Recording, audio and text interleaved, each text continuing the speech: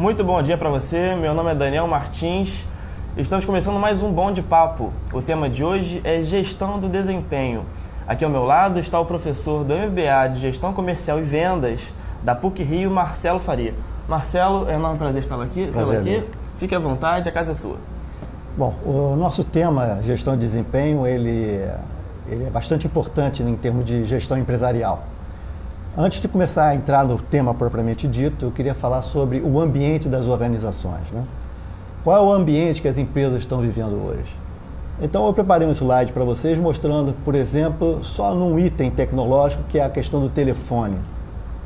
O telefone foi criado pelo Antonio Meucci, todo mundo acha que foi Graham Bell, mas na verdade foi o italiano Antonio Meucci, em 1860. Inclusive ele tinha o nome de telégrafo falante e não telefone. Isso foi um avanço tecnológico incrível, né? De você sair do telégrafo para alguma coisa que você já fale.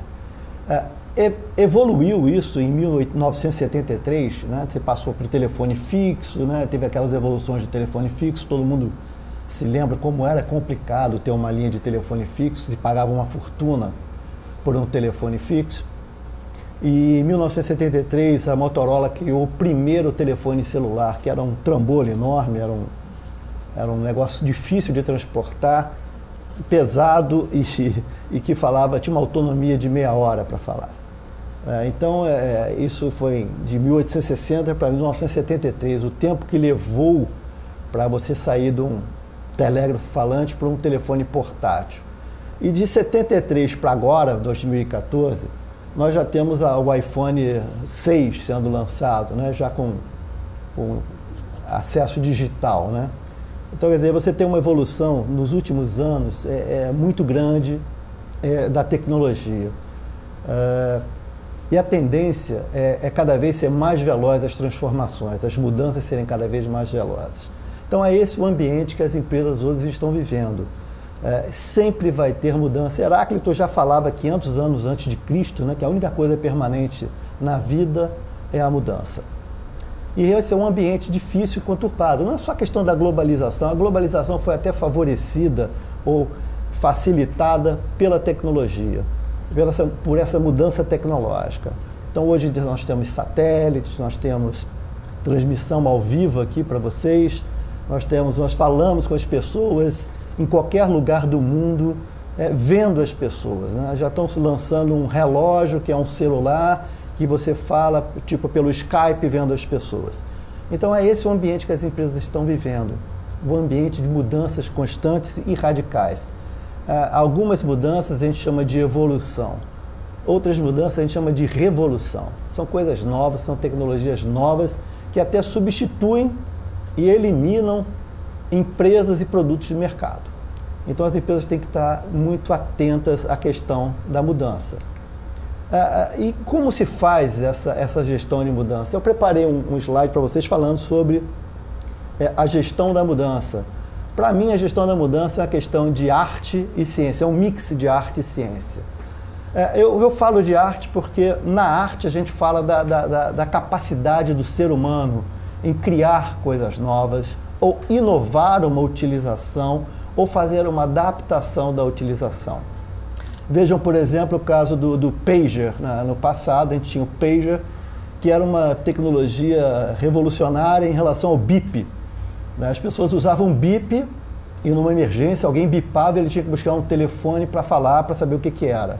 O pager já foi uma grande evolução disso. O pager já dizia para você qual era o problema, você só tinha que tomar as providências. A tecnologia do pager durou 2 anos no mercado. Ela acabou porque surgiu logo depois do celular. E o celular fazia tudo que o pager fazia, escrevia textos e falava, e substituiu, morreu a tecnologia. Mas houve uma adaptação. As fábricas de pagers passaram a usar a sua tecnologia para fazer GPS, por exemplo. Então elas se adaptaram, né, para uma nova tecnologia, para a mudança. Então isso é arte, né? E existe a ciência, né, também. Eu acho que arte sem ciência, arte sem ciência é uma aventura perigosa. Você não pode sair por aí criando, inovando, sem ter as informações. O que é inovar? O que o mercado quer, né? Então, o que é a ciência? A ciência é a questão da informação, a análise da informação e a geração de conhecimento para a tomada de decisão. Sem isso, quer dizer, ciência sem arte é uma ausência irresponsável. Não adianta você ter a informação, fazer análise, ter conhecimento e nada acontecer. Isso é uma ausência irresponsável. O mundo, as pessoas, a sociedade precisam da inovação, precisam de coisas novas que tornem suas vidas melhores. Então, ciência precisa da arte para fazer a transformação, fazer a mudança. Por isso que eu coloquei para vocês aqui que é necessário a empresa ter um aspecto de arte, incentivar as pessoas a criar, a inovar, a gerar novos produtos, serviços, processos e até políticas, né, da organização que ajudem a empresa a evoluir, mas essa ciência se completa com, essa mudança se completa com a ciência, quer dizer, você tem que fazer isso com base em informações. O que o mercado está querendo? Quais são as tendências do mercado? Então é preciso você ter esses dados para você então gerenciar a mudança. No próximo slide eu falo sobre esse aspecto de responsabilidade dessa mudança entre sucesso e fracasso. Por exemplo, informação sobre as tendências de variáveis que afetam o negócio. Toda e qualquer organização que quiser fazer o planejamento da sua mudança, né, dos seus produtos e serviços, tem que ter informação sobre o mercado, sobre novas tecnologias. Lembra que eu falei sobre o pager ter sido substituído pelo telefone? Uma empresa que está acompanhando as evoluções tecnológicas, ela está atenta não só para os seus concorrentes diretos, mas também para as tecnologias de substituição, que podem marcar o seu mercado, podem matar o mercado da noite para o dia. Então eles têm que estar o tempo inteiro, quer dizer, uma organização para fazer gestão de mudança, tem que identificar quais são as variáveis chaves de sucesso do seu negócio e tem que monitorar essas variáveis constantemente. Então, é importante para o sucesso da mudança você ter esse mapeamento dessas variáveis e acompanhar as tendências dessas variáveis, o comportamento delas e a tendência dela. Se você não tiver a informação, com certeza vai ser um fracasso o seu processo de mudança. Não se faz mudança sem informação, porque você pode estar fazendo uma coisa que não é necessária, você pode estar entendendo uma tendência errada, né? Você pode não estar percebendo o que o mercado quer e vai tomar uma decisão errada.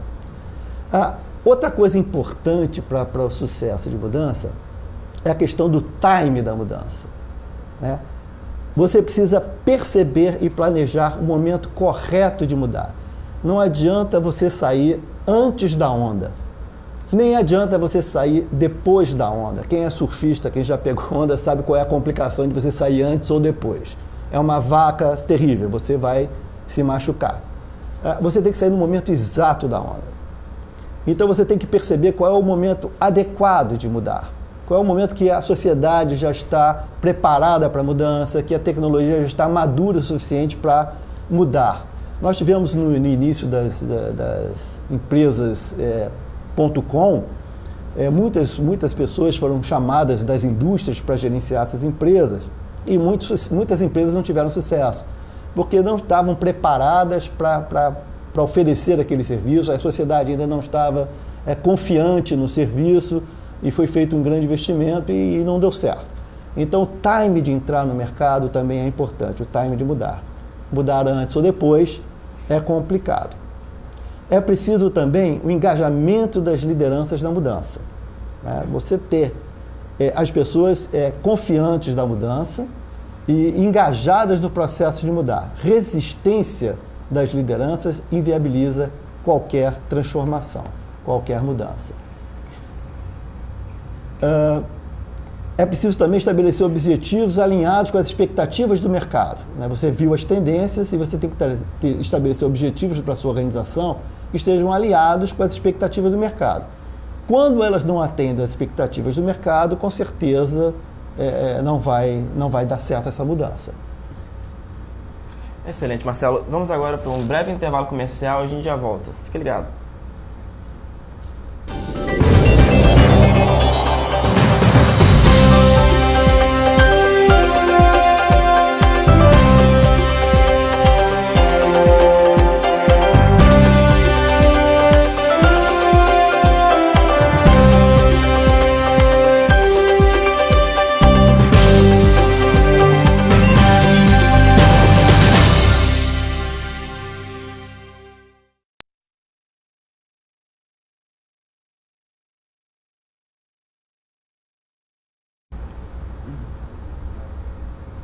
Estamos de volta com o nosso Bom de Papo. Hoje estamos conversando sobre gestão de desempenho com o professor Marcelo Faria. Marcelo, novamente a palavra é sua. Obrigado. Bom, então, continuando a nossa apresentação, é preciso estabelecer os objetivos que estejam alinhados à expectativa do mercado, e não só os objetivos, que é fazer o que o cliente quer, mas também as estratégias que otimizem seus recursos. Nós precisamos ter estratégias que viabilizem otimização de recursos, para gastar menos, para ser mais eficiente. E por último, é necessário você possuir recursos, seja ele financeiro, tecnológico, materiais e principalmente humanos, adequados à implementação da mudança. Do lado do fracasso é justamente o contrário desse aspecto do sucesso da mudança. Então são alguns aspectos importantes com relação à mudança. Agora, quem está envolvido nesse processo de mudança, nesse processo de planejamento da mudança e de desempenho, que em todo caso a gente está falando de estabelecer um plano de desempenho. Bom, então eu botei essa transparência aqui que mostra que todos os níveis da organização, seja estratégico, tático ou operacional, estão envolvidos no processo de planejamento da mudança e execução da mudança e, por fim, do desempenho. A diretoria, obviamente, é responsável pelas estratégias do negócio, objetivos e estratégias, que, como a gente viu, tem que estar alinhada com o mercado. Os gestores têm a responsabilidade de fazer a alocação dos seus recursos, né? Alocar pessoas e os recursos das suas áreas, e os colaboradores na execução do processo.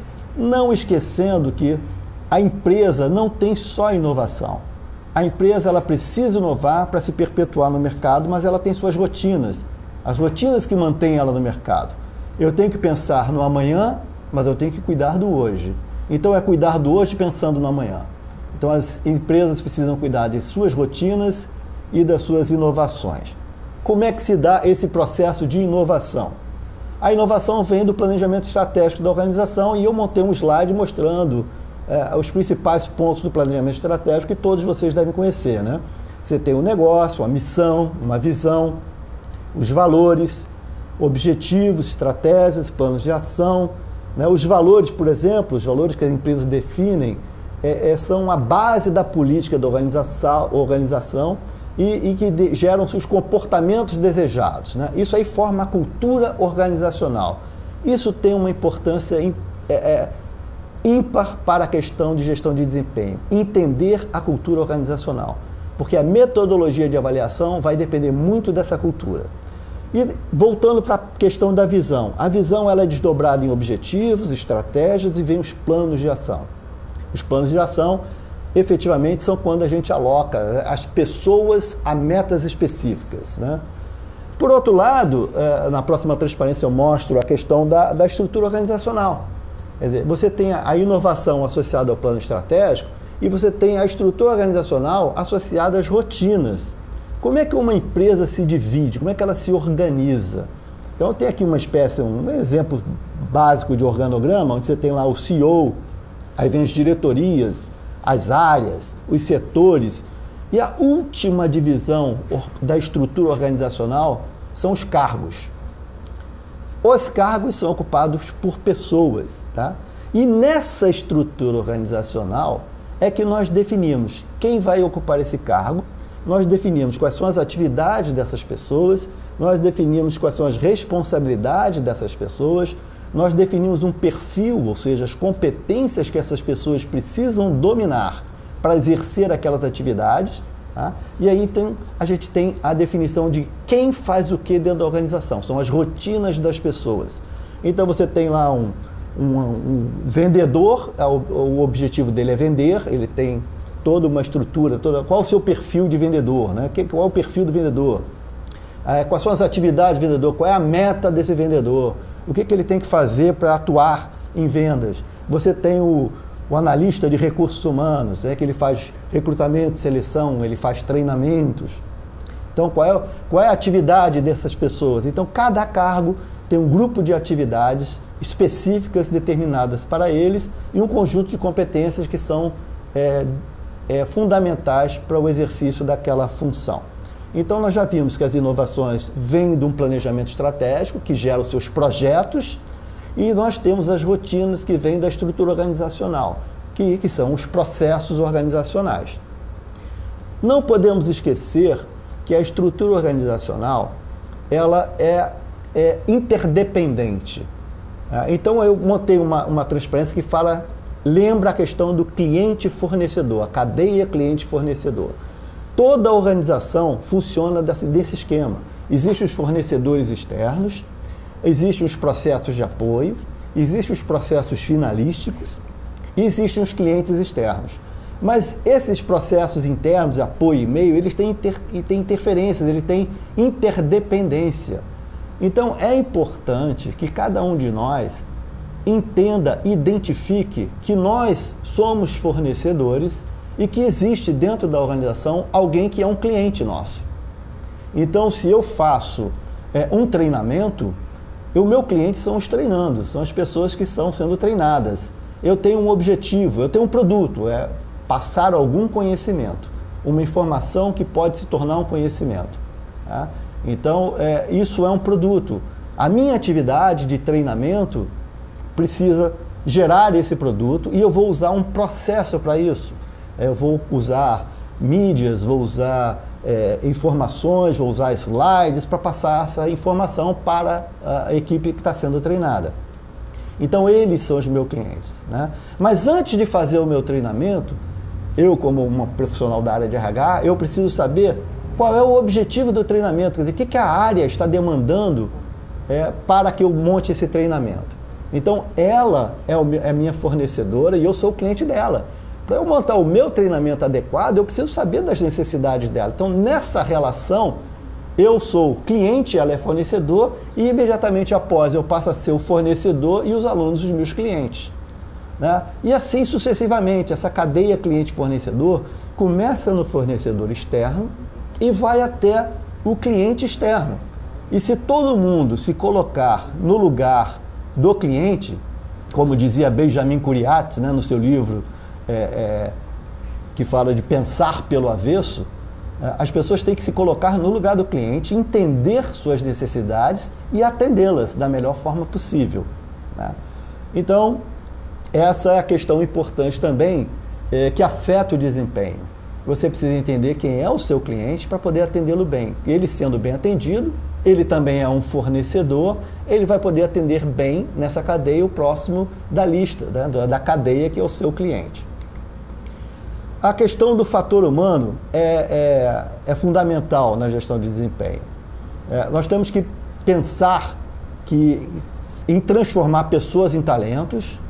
Nós temos que tentar transformar esses talentos em capital intelectual, ou seja, gerar mais conhecimento efetivo, alinhado com a função e com o negócio, e gerar o famoso capital estrutural. Quer dizer, quando a gente transforma pessoas em talento, nós estamos formando o capital intelectual. Isso é ótimo para as pessoas. As pessoas vão ser mais competentes, vão saber mais, vão saber fazer mais, e vão saber como se comportar adequadamente. Né? O chamado CHA, conhecimento, habilidade e atitude. Nós estamos transformando as pessoas em talentos. Isso forma o capital intelectual. Mas para que serve o capital intelectual para as organizações? Para nada. Se o conhecimento está dentro da cabeça das pessoas, não serve para nada. Por isso é importante que o capital intelectual se transforme em capital estrutural. Ele só tem utilidade para a organização quando essa pessoa cria um produto, quando ela cria um processo, quando ela cria uma política, quando ela cria uma tecnologia nova. Aí sim tem utilidade para a organização. Isso é patenteado, isso vira um procedimento organizacional, isso vira um produto da organização, gera uma patente, e isso tem valor para a organização. Então é muito importante o fator humano, sem dúvida, mas é necessário que a gente transforme pessoas em talentos em capital intelectual, e esse capital intelectual tem que gerar um capital estrutural para as organizações. E o que é a gestão de desempenho, afinal de contas? Gestão de desempenho, o conceito é que é um processo contínuo de planejar, organizar, dirigir, controlar e melhorar o desempenho individual, objetivando a melhora do desempenho organizacional, porque uma coisa é consequência da outra. Uma empresa não vai ter um excelente resultado se as pessoas que nela trabalham não tiverem um excelente resultado. Então, sempre é Desta forma, o desempenho da organização, do todo, depende do desempenho individual das partes. E chegamos ao fim da palestra Gestão do Desempenho. No próximo bloco, traremos para vocês perguntas feitas pelos internautas, então não sai daí não.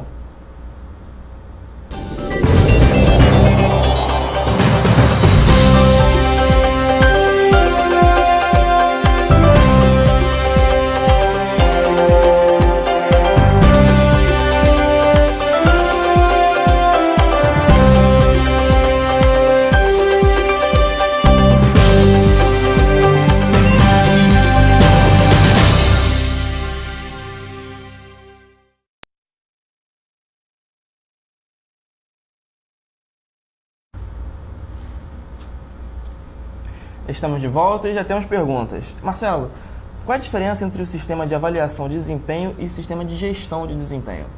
Parece sutil, né? A gente fala em avaliação de desempenho, gestão de desempenho é a mesma coisa. O uso da palavra gestão é para enfatizar a questão da necessidade do planejamento do processo. A gente precisa planejar o processo. Quais são os objetivos de cada pessoa dentro da organização? Né? O que se espera dessas pessoas? Avaliar o desempenho é fazer julgamento de valor. Eu posso dizer gostei, não gostei, então eu vou numa loja comprar uma roupa, eu gosto da roupa ou não gosto da roupa, eu estou avaliando a roupa. Isso é uma avaliação. Agora, quando a gente fala de gestão de desempenho, eu estou planejando, eu preciso de que tipo de roupa, para onde eu vou usar essa roupa, qual é a minha necessidade da roupa, para comprar a roupa adequada. Então, é a questão de você botar, geralmente, tudo que está dentro de gestão, que é planejamento, organização, direção, controle e melhoria. Essa é a diferença. Agora, o que deve ser avaliado pelo sistema de gestão? Isso também é o mais importante, o que avaliar. E eu preparei um slide aqui que fala o que deve ser avaliado. Eu gostaria que vocês vissem esse slide aí, né? Então, olha só, o que deve ser avaliado. Você tem as pessoas ali, você tem que ter as pessoas certas para a geração do desempenho, mas você tem que avaliar o desempenho dessa pessoa no que tange a qualidade do produto que ela faz. Quer dizer, qual é a entrega dela? Todos nós temos uma entrega a fazer que foi planejada, um produto a entregar.